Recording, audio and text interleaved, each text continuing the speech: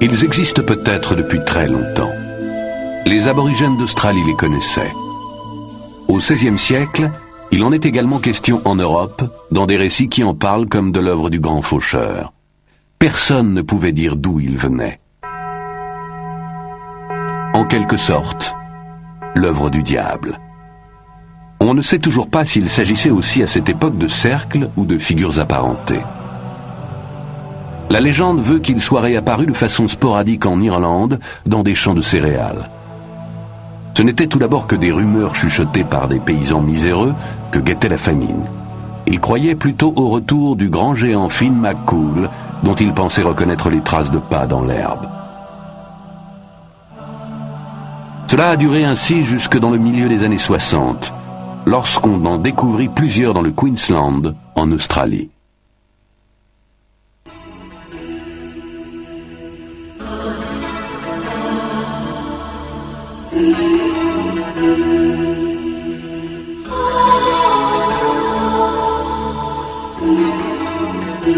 Des traces énigmatiques dans les blés. Au milieu des années 70, des cercles isolés se sont tout d'abord formés dans le sud de l'Angleterre. À une bonne heure de route de Londres, à quelques kilomètres seulement de l'une des plus grandes villes du monde, centre économique et axe de communication du monde moderne.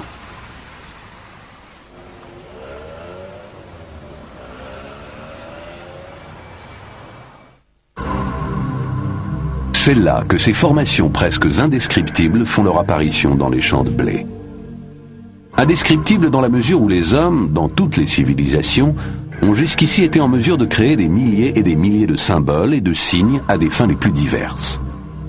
Pourtant, ces formations géométriques ne ressemblent à rien de ce qui s'est fait jusqu'à présent. Il existe bien sûr des exemples célèbres de cercles et de lignes dont la symbolique nous échappe en partie.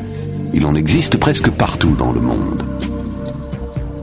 Cependant, le phénomène semble se concentrer en Angleterre, dans le comté de Wiltshire, où cercles et lignes se multiplient année après année pour former des compositions savantes que l'on ne voit nulle part ailleurs.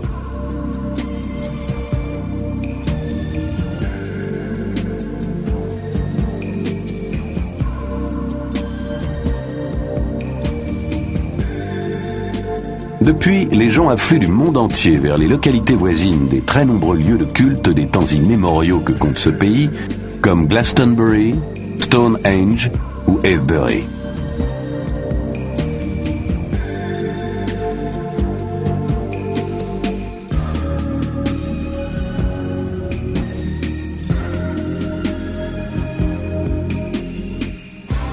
Les illusions de ces pèlerins ont été mises à mal en septembre 1991, à une époque d'indifférence généralisée, lorsque deux retraités facétieux, Doug Bower et Dave Corley, ont affirmé être les auteurs de toutes ces formations. Mais des centaines de formations en 3 mois, alors que le blé est en train de croître et de mûrir, il paraissait très improbable qu'ils aient pu faire ça tout seuls. Et lorsqu'on les a interrogés, ils n'ont même pas été capables de reconnaître les formations qu'ils prétendaient avoir eux-mêmes dessinées. Il y a eu, bien entendu, beaucoup de fraudeurs. Mais se sont-ils vraiment inspirés de Bower et Corley? Dessiner des ronds dans l'herbe est-il en passe de devenir, à l'instar de tant de formes d'expression qui n'ont pas trouvé leur place dans les livres d'histoire, l'emblème d'une subculture à laquelle appartiendrait aussi la tradition des arbres de mai des localités voisines.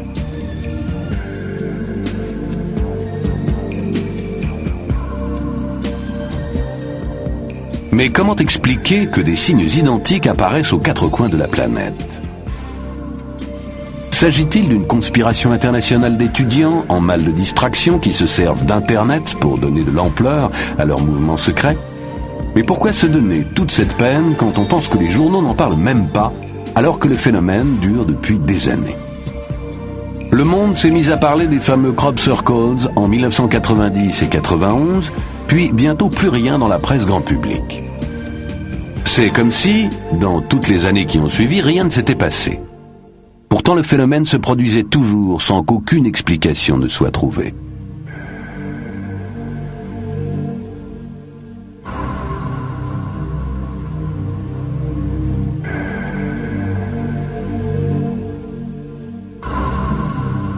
Une chose est sûre en tout cas, il se passe quelque chose dans les champs. Les observations et les descriptions convergent de façon extraordinaire. Les spéculations vont bon train et on déploie chaque jour des trésors d'imagination.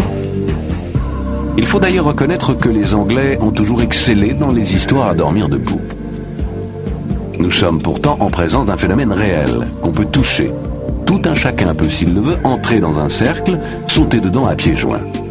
Chacune de ces formations décrit en son centre une spirale caractéristique autour de laquelle le blé est couché, soit dans le sens des aiguilles d'une montre, soit à rebours. Les tiges n'ont pas l'air d'avoir été fauchées, comme certaines personnes le pensent encore. Elles sont cassées, mais pas arrachées, et forment souvent des faisceaux superposés en couches.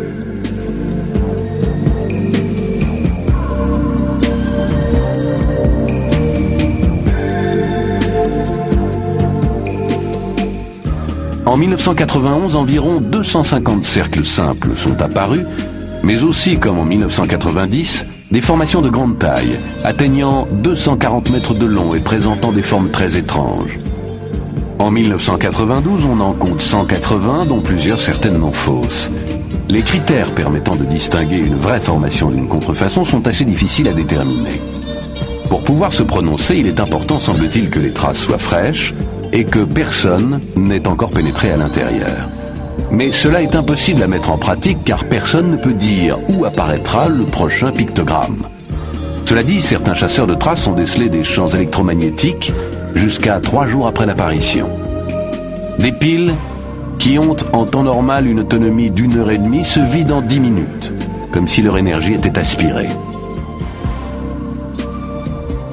Des scientifiques du monde entier, toutes disciplines confondues, se sont rendus dans le sud de l'Angleterre, là où se produisent ces phénomènes, pour trouver des explications rationnelles sur le mode empirique. Depuis, de nombreuses revues scientifiques abordent la question. George Wingfield, éditeur de la revue The Cerealogist, est l'un des plus grands spécialistes dans ce domaine.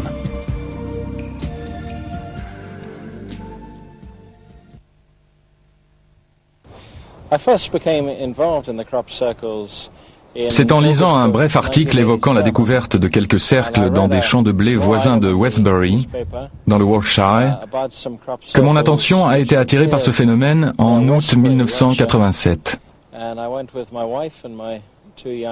Je me suis rendu sur les lieux en voiture avec ma femme et mes 2 fils, pour voir de quoi il en retournait. Je me souviens encore très bien m'être dit qu'il devait forcément y avoir une explication rationnelle. De par ma formation, j'avais l'habitude de penser selon un schéma scientifique. Mais nous avons dû rapidement admettre que ces 2 cercles que nous avions sous les yeux avaient quelque chose d'énigmatique. Nous avons essayé toutes les hypothèses. Peut-être des vents tourbillonnants, ou un phénomène atmosphérique du même genre. Peut-être fallait-il y voir la main de l'homme. Mais nous avions l'impression que ce n'était pas de cela qu'il s'agissait. Le jour même, nous sommes allés voir une autre formation, celle-là très grande, avec 2 grands anneaux autour du centre. Pendant que je me trouvais dans le cercle, ma femme Gloria était restée avec nos 3 chiens sur un promontoire voisin, d'où elle pouvait voir la formation dans sa totalité. Elle a vu des petits éclairs bleus raser le sol pendant 2 ou 3 minutes, sans avoir la moindre idée de ce dont il pouvait s'agir. C'était simplement étrange.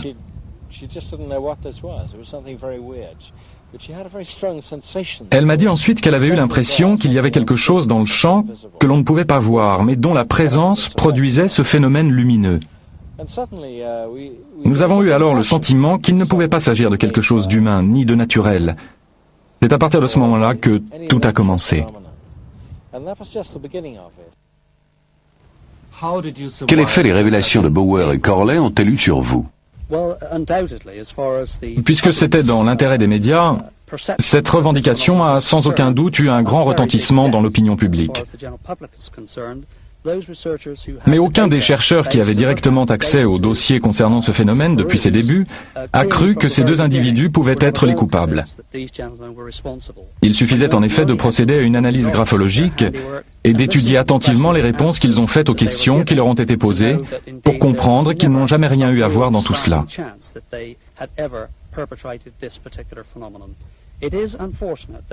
Malheureusement, les médias se sont emparés de l'affaire et la nouvelle est tombée en moins de 12 heures sur les téléscripteurs des radios et télévisions du monde entier. Cette revendication de canular était elle-même un canular. La preuve en est que le phénomène continue à se produire chaque jour aux quatre coins de la planète, à raison de 5 ou 6 cercles par jour.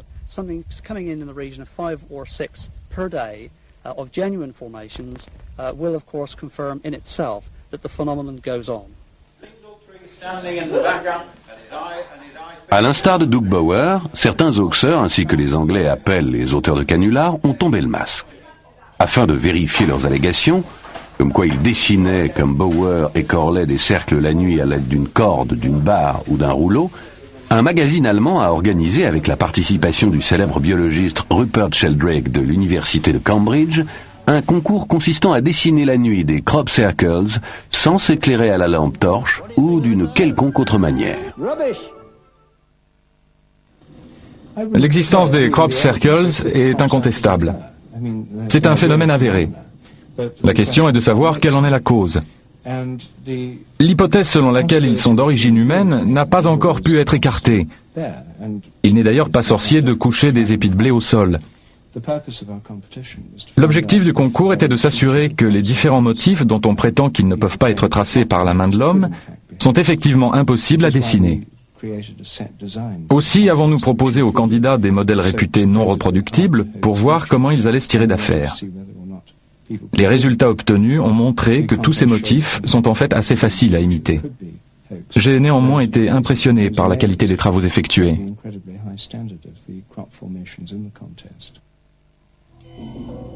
En y regardant de plus près, on s'aperçoit pourtant que les contours ne sont pas tout à fait nets, que certaines tiges sont détachées au lieu d'être simplement cassées, et que la spirale n'est pas irréprochable.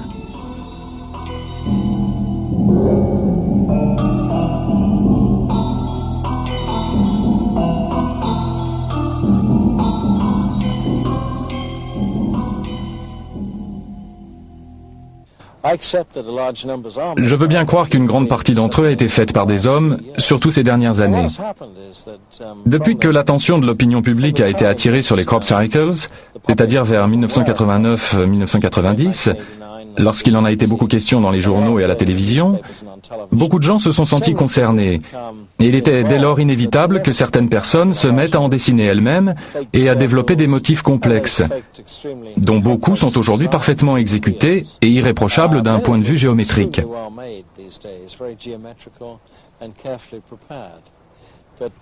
Je suis toutefois convaincu que nous avons affaire là à un phénomène inexpliqué et qui se produit, ne l'oublions pas, partout dans le monde.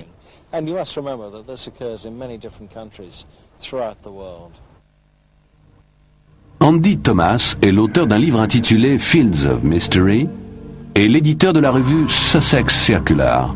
Contrairement à ce que le nom de son mensuel pourrait laisser penser, il entend traiter l'affaire des crop circles d'un point de vue international. Le lecteur est tenu au courant des dernières découvertes dans ce domaine. L'équipe de Thomas travaille en étroite collaboration avec le professeur Levengood, biophysicien à l'Université du Michigan. Chaque pays semble avoir sa spécificité culturelle. Les formations trouvées en Allemagne, par exemple, présentent un côté gothique, alors que celles trouvées aux États-Unis ont tendance à être plus effilées, comme les dessins des premiers habitants du Nouveau Monde. Je pense que cela doit tenir aux forces, quelles qu'elles soient, que renferme chaque région, si bien qu'à une région spécifique correspondent des symboles culturels qui lui sont propres. Les éléments de base sont bien sûr partout les mêmes, à savoir des ronds et des cercles récurrents, mais les dessins eux-mêmes varient d'un pays à l'autre, un peu comme si chacun d'eux était ainsi référencé.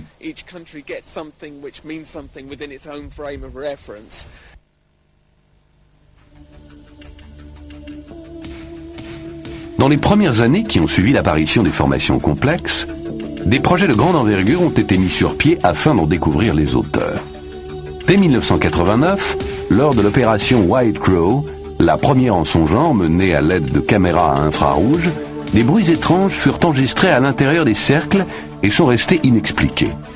En 1990, c'était le tour de l'opération Blackbird, menée avec la participation de l'armée britannique, de la BBC et de MTV. Vint ensuite l'opération Blue Hill, puis l'opération Argus, devant permettre de déterminer les éventuelles influences radioactives et électromagnétiques. Les recherches furent menées par la branche américaine du Centre d'études des Crop Cycles, le CCCS, en collaboration avec des chercheurs de l'Université de Las Vegas et de physiciens canadiens, coordonnés par la branche britannique du CCCS.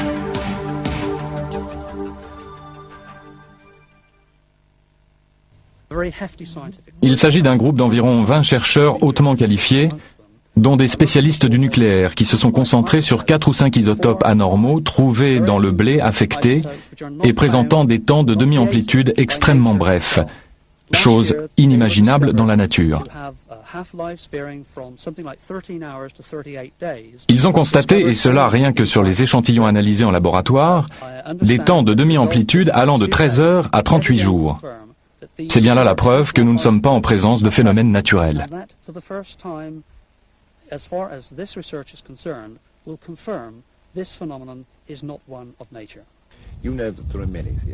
Les thèses avancées vont de la croyance en une espèce de force spirituelle primitive jusqu'à l'exploration de la Terre par des extraterrestres. L'objectif de notre opération Argus est de rassembler des faits scientifiques clairs en relation directe avec les événements constatés. Ce n'est que lorsque nous aurons complètement exploité ces données que je commencerai à spéculer sur les causes et les origines. Quoi qu'il en soit, une intelligence est manifestement à l'œuvre et il y a tout à parier qu'il ne s'agit pas d'une intelligence humaine.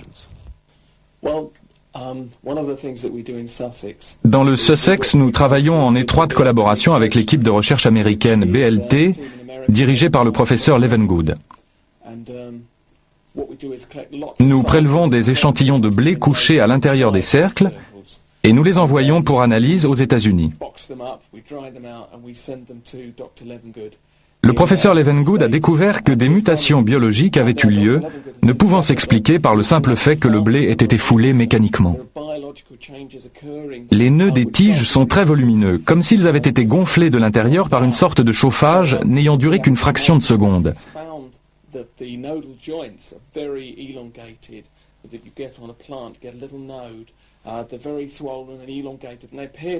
Le professeur Levengood pense pouvoir, à la lumière de ces résultats, distinguer les formations réelles des fausses, c'est-à-dire faites par des humains ou dues à des phénomènes météorologiques.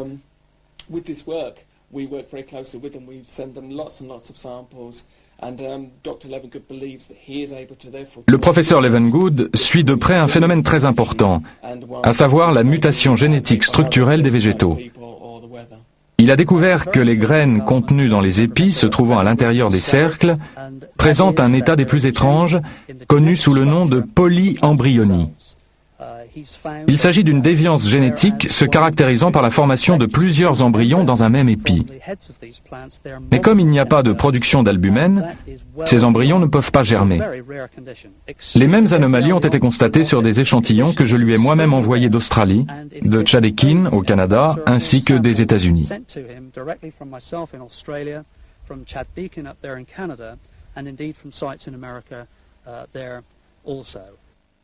Le fait que les nœuds des tiges de blé aient subi une mutation génétique, ainsi que l'ont montré les analyses des professeurs Gerald Hawkins et Kenneth Spellman des laboratoires Signalisys à Rodborough, et que cette mutation soit due à un très bref rayonnement de chaleur, comme le pense le professeur Levengood, tout cela corrobore les résultats obtenus par l'ingénieur aérospatial britannique Thomas Roy Dutton, qui s'est servi de la théorie générale de la relativité pour enquêter.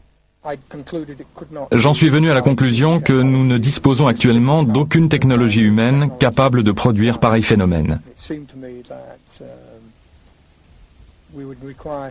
J'ai tendance à penser que seule une sorte de rayonnement gravitationnel pourrait expliquer pourquoi le blé n'est pas brûlé. Qu'entendez-vous par rayonnement gravitationnel ?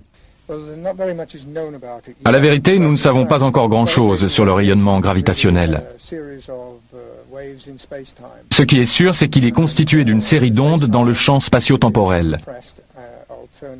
Il faut se représenter l'espace-temps alternativement compressé et détendu dans une série d'ondes. Lorsqu'elle s'applique à des objets, cette alternance provoque une sorte de vibration. En ce qui concerne les crop circles, c'est, je pense, ce rayonnement pulsant, réglé sur une fréquence bien précise, qui est à l'origine des traces laissées dans les blés.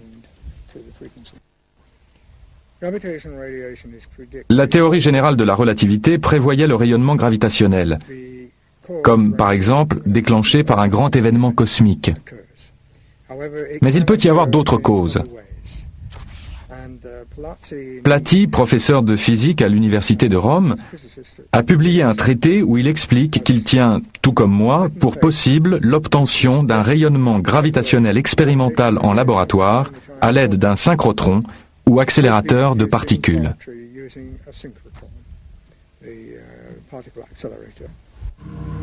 Puisque les résultats obtenus isolément par différents scientifiques ne se contredisent pas, voire se superposent et se complètent, et que la technologie mise en cause ne correspond pas à l'état actuel de la science et dépasse les compétences humaines, la théorie de la composante extraterrestre semble prendre corps. Mais parmi les personnes enthousiasmées par les crop circles, certaines sont prêtes à se contenter de la beauté des formations et de l'effet qu'elles produisent dans leur esprit. Patricia Murray, une Californienne de Santa Monica, vient tous les ans dans le sud de l'Angleterre pour observer ces cercles fascinants.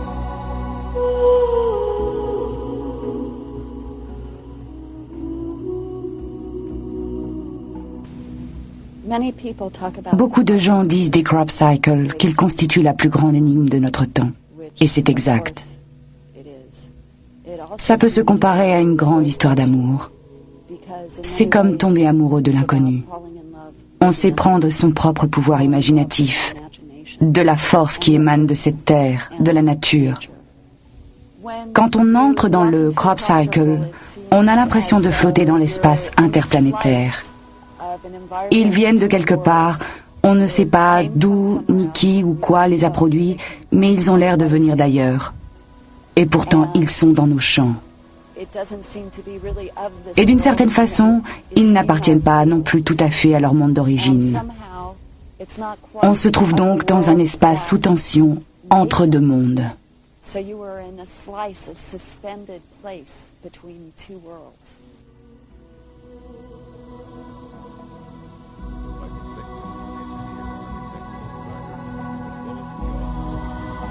À l'été 1996, le phénomène atteint un nouveau point d'orgue avec l'apparition dans un champ de blé tout proche de Stonehenge, probablement le dimanche 7 juillet, de ce pictogramme composé de 149 cercles. Non seulement cette formation constituait l'un des plus beaux motifs jamais trouvés dans un champ de blé, mais plusieurs indices laissaient à penser qu'elle avait été réalisée de jour.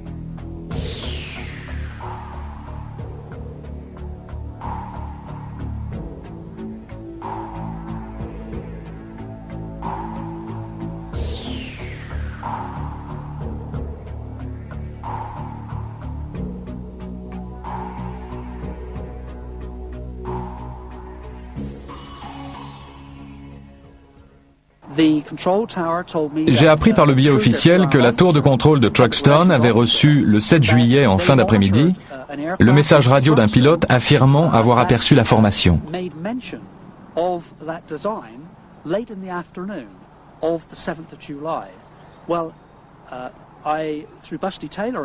Grâce à Busty Taylor, un pilote de notre connaissance, j'ai pu mettre la main sur un pilote civil qui avait survolé Stonehenge ce jour-là vers 17h30 avec un médecin à bord. Les deux hommes sont absolument certains que cette énorme formation d'environ 300 mètres de long, au dessin fantastique, n'était pas là à cette heure. Sinon, ils l'auraient forcément remarqué. Ils ont atterri à 18h15 à Truxton. Le médecin a ensuite pris la route A303 en direction de Stonehenge, et c'est alors qu'il a vu un attroupement d'automobilistes garés au bord de la route pour pouvoir admirer cette exceptionnelle constellation de crop circles. D'après les dires du pilote, Il aurait à nouveau survolé la zone une demi-heure après son premier passage, et c'est à ce moment-là qu'il aurait découvert la formation qui n'était pas encore là à l'aller. Il n'a malheureusement pas voulu témoigner devant les caméras, après les comptes rendus contradictoires et hors de propos que la presse locale a fait de ses premières déclarations. De façon générale, nous nous sommes heurtés à un mur de silence. Par exemple, à Stonehenge, les personnes chargées de surveiller les alentours immédiats, afin d'empêcher les importuns de franchir les grilles entourant le site, ont eu pour consigne officielle de ne faire aucune déclaration. Nous avons tout de même appris de sources officieuses qu'elles n'avaient remarqué aucune activité inhabituelle au cours de cette journée. Pour réaliser une formation de cette envergure, n'importe qui aurait eu besoin de plusieurs heures de travail et d'application.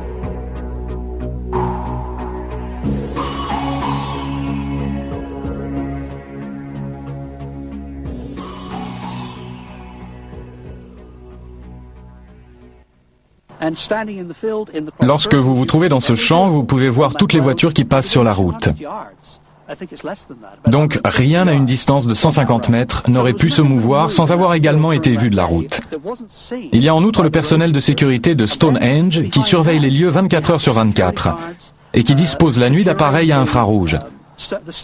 Ils n'ont vu personne dans le champ.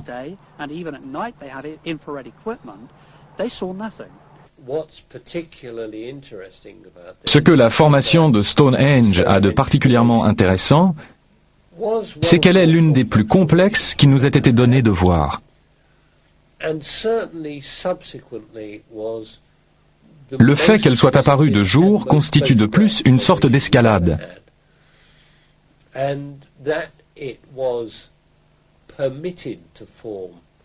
À mon avis, par là, leurs auteurs veulent attirer de plus en plus notre attention sur ces manifestations.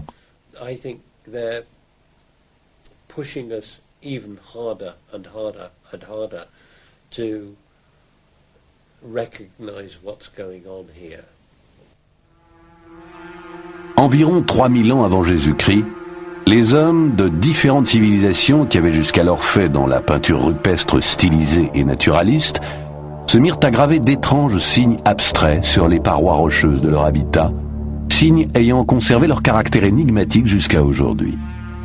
Comme dans les crop circles, dont il est l'élément de base, le cercle est un motif récurrent que l'on trouve par milliers aux quatre coins de la planète. Il semble que ce soit un symbole élémentaire, indissociable de l'histoire de l'humanité. Il apparaît dans les vestiges de la culture celtique, aussi bien que dans les cimetières anglais, ou sous forme de spirale dans les galeries funéraires de Newgrange en Irlande. Les spirales et les cercles symbolisaient-ils autrefois le voyage labyrinthique vers le royaume des morts, le long chemin semé d'embûches qu'est la vie et l'éternel retour du destin inexorable? Ce que nous retrouvons dans les cercles modernes, se développant avec les progrès des connaissances, correspond-il à des œuvres commémoratives ou à des marques d'inventaire?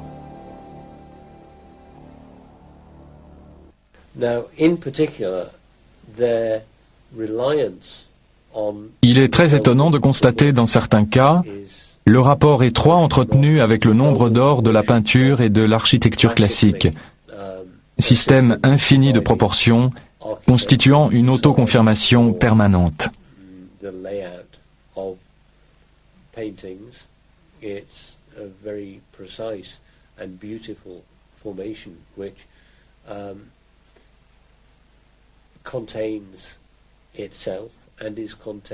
Ce qu'il y a d'intéressant avec le nombre d'or, c'est que c'est un système de proportions dont Dieu lui-même se sert pour créer une fleur ou un arbre.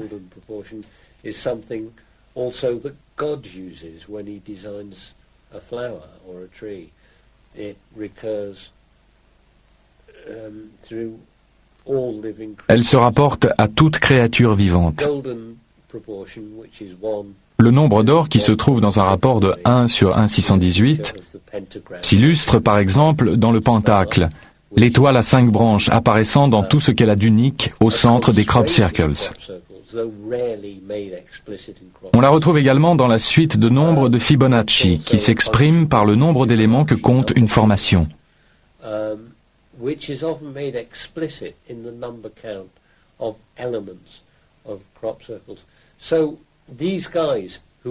Une chose est sûre, Les auteurs de ces cercles connaissent toutes ces règles sur le bout des doigts. La suite de nombres de Fibonacci est une suite dans laquelle chaque terme est égal à la somme des deux termes précédents. En divisant juste avant le chiffre obtenu par le résultat de l'addition, on se rapproche de plus en plus du nombre d'or, et ainsi de la proportion 1 sur 1,618.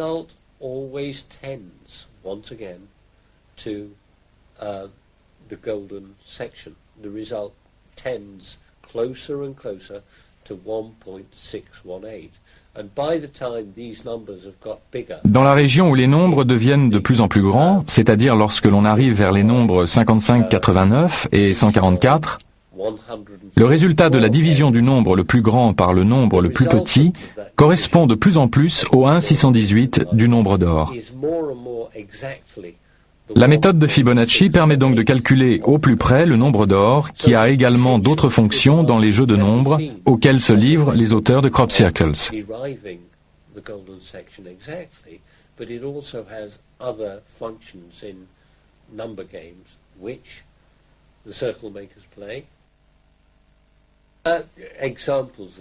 Les exemples en sont les formations reposant sur le nombre 5, comme l'étoile à 5 branches, qui n'est apparu ces derniers temps qu'une seule fois, mais aussi la quintuple formation assez fréquente, rappelant les 5 points d'un dé, et dont nous voyons ici deux spécimens placés côte à côte.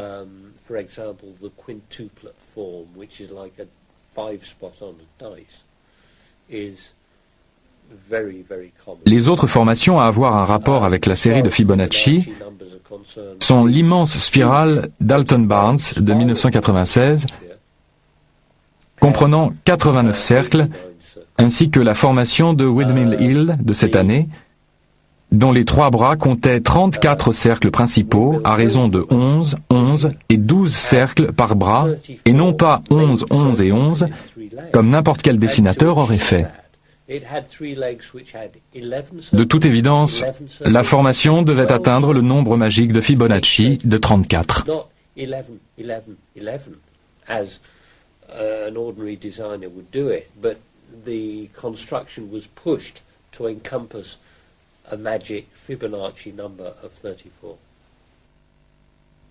Un homme peut-il réellement dessiner des formes aussi complexes en une nuit, voire 2 jours en quelques minutes à la dérobée? À cela s'ajoute le fait que beaucoup de formations, en particulier les plus grandes, se trouvent en plein milieu de champs vallonnés, sur des élévations, et sont pourtant parfaitement géométriques, comme on peut s'en rendre compte en les survolant en avion. Comment des concepteurs humains auraient-ils pu prendre en compte tous les paramètres et parvenir à un tel résultat? Voilà une tâche particulièrement ardue. Toutefois, année après année, les rapports s'accumulent qui font état de phénomènes lumineux non identifiés, semblant parfois prendre des formes matérielles.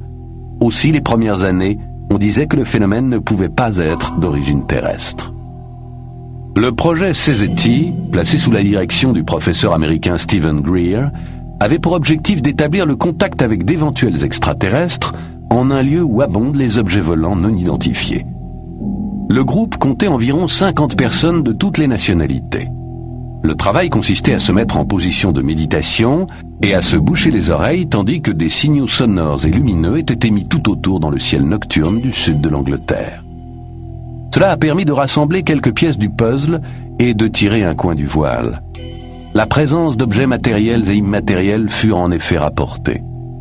L'observation attentive de la voûte céleste, qui constituait le principe même de ce projet, permit à un grand nombre de témoins d'apercevoir divers phénomènes.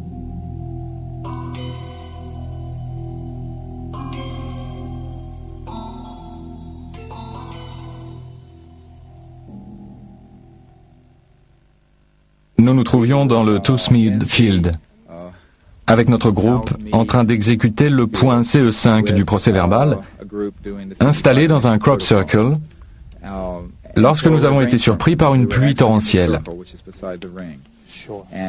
Il faut préciser qu'avant cela, nous avions déjà aperçu, à 10 ou 15 minutes d'intervalle, 4 objets non identifiés se dirigeant vers l'est et semblant planer au-dessus de l'horizon.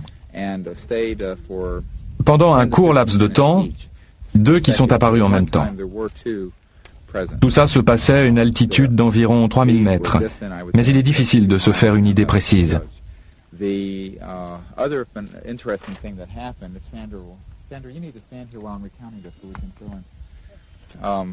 L'autre chose extrêmement intéressante qui s'est produite a été l'apparition d'une multitude de lueurs transperçant la couche nuageuse.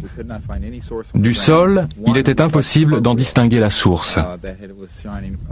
L'une d'elles avait la forme d'une roue de chariot et éclairait les nuages par au-dessus. Nous avons pu l'observer pendant plusieurs minutes, au moins 10, tandis qu'elle apparaissait et disparaissait continuellement. Puis tout d'un coup, il y a eu de gros nuages noirs et nous nous sommes retrouvés dans l'obscurité totale. C'était comme si toute la région baignait dans un gros nuage noir, puis il y a eu une percée et il s'est mis à pleuvoir des cordes. Je pense qu'en réalité, une lueur est apparue sur le bord du cercle.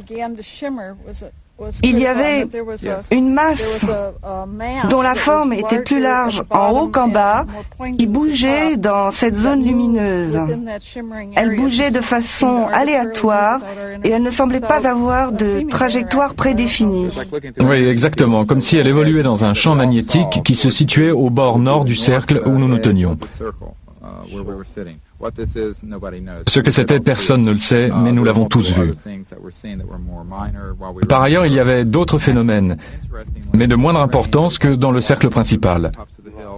Avec la pluie, tout le monde sur le haut de la colline a été trempé, ce qui nous a contraints à partir. J'ai eu l'intuition de venir nous garer ici, sur cette route. Tout le monde est parti, sauf nous quatre, qui nous sommes garés là, Chris Mansell, Sandra Small, moi-même et Annika.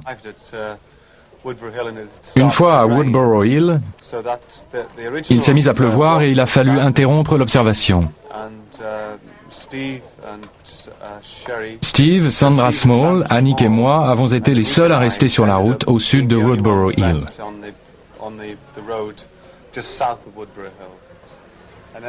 Puis tout d'un coup, entre minuit et quart et minuit et demi, j'ai aperçu cette série de lumières. Nous étions assis dans la voiture et tout d'un coup il a crié « Qu'est-ce que c'est que ça ?» Puis il est sorti pour aller cogner à la vitre de Steve Greer. La voiture de Chris et de son amie Annika était derrière la nôtre.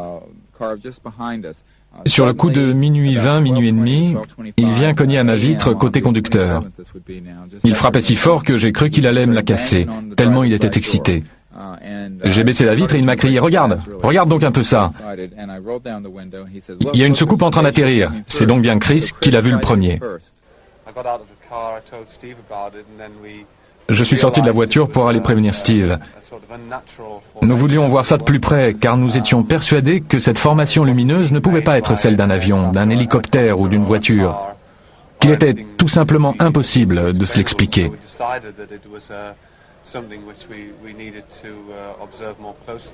Nous avions nos jumelles et nous avons enregistré le commentaire de ce que nous voyions sur une cassette en guise de procès-verbal.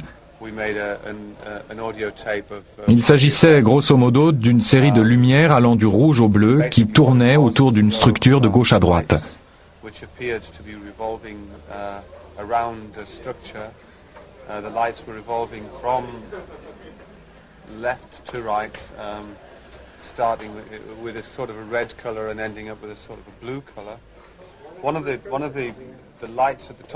L'une des lumières se trouvant au sommet de la structure s'éloignait continuellement de l'objet et semblait livrée à elle-même, puis revenait à son point de départ. La même chose s'est ensuite produite avec les lumières situées à la base. Elles partaient assez loin, parfois vers la gauche, parfois vers la droite, et revenaient.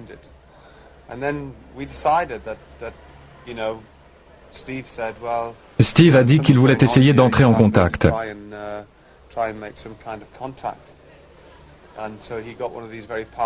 Il est alors allé chercher en vitesse une lampe halogène très puissante dans la voiture et il l'a fait clignoter 2 fois.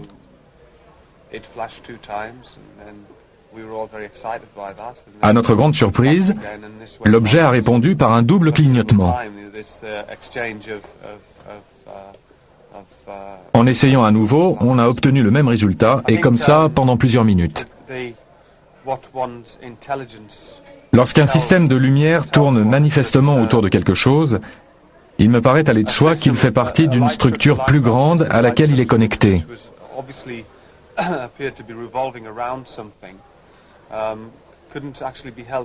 Je ne vois pas comment il pourrait en être autrement. Mais maintenant, qui peut dire vraiment ce qui est de l'ordre du possible et ce qui ne l'est pas?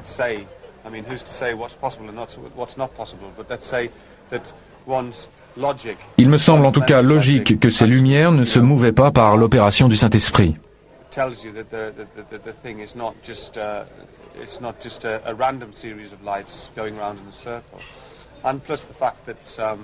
D'ailleurs, lorsque l'objet s'est rapproché du sol, nous avons cru voir des contours se détacher sur les arbres en arrière-fond, comme si la forme se précisait.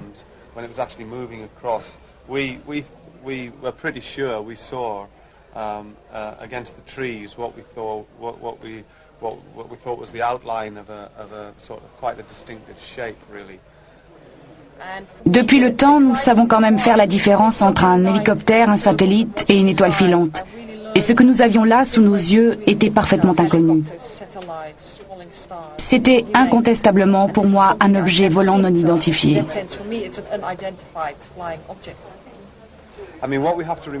Il faut préciser que c'est tout à fait par hasard que nous nous trouvions là à ce moment-là. Personne ne pouvait le savoir et il ne peut donc pas s'agir d'une blague que quelqu'un aurait voulu jouer à l'équipe de Steve Greer.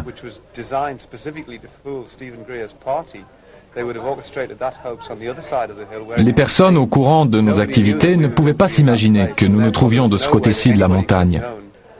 Notre présence à cet endroit était, encore une fois, complètement fortuite. Je ne m'étais jamais jusque-là intéressée aux ovnis. J'ai depuis consulté des ouvrages spécialisés. C'était plus vrai que nature, comme dans les bandes dessinées. Comment pouvez-vous être certaine qu'il ne s'agit pas d'une supercherie? Pour moi, les indices irréfutables ont été l'intensité de ces lumières, la façon dont elles tournaient et la très grande vitesse à laquelle se déplaçait l'objet, la précision de sa trajectoire et la façon dont les lumières ont tout à coup changé. Tout cela produisait une impression générale très particulière.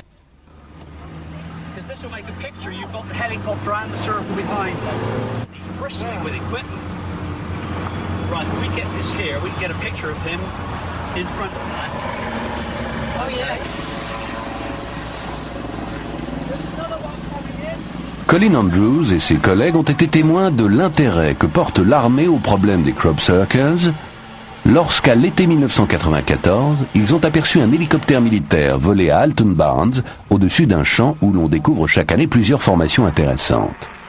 Les lieux sont pourtant surveillés à l'aide de caméras infrarouges depuis 1991. Les occupants de l'hélicoptère, apparemment très agités, portaient toute leur attention sur un objet identique à la soucoupe filmée en 1990 par Steve Alexander au même endroit. À l'apparition de l'hélicoptère, l'objet s'est déplacé très rapidement vers le champ voisin où un scintillement au sol trahissait sa position.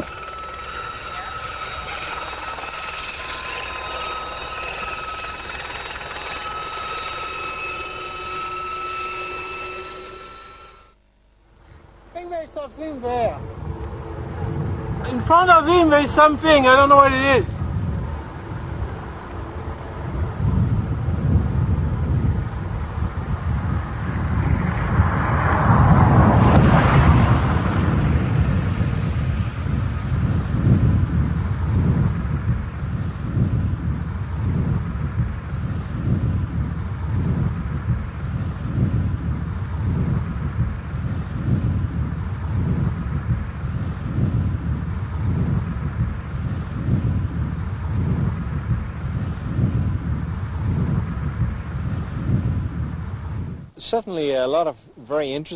Au fil des ans, certaines scènes intéressantes en rapport avec les formations de crop circles ont été filmées, mais beaucoup de choses des plus curieuses ont malheureusement échappé à la caméra.